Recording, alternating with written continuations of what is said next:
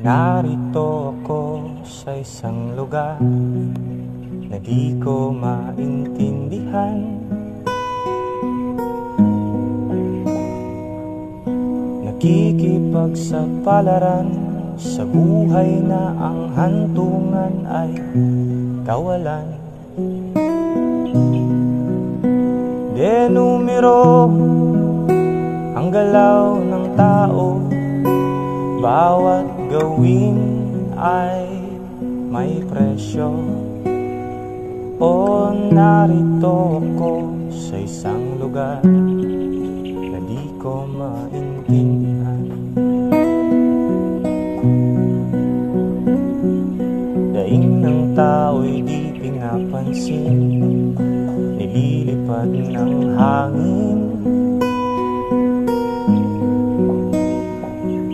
Pangkain sa araw-araw ay di malaman.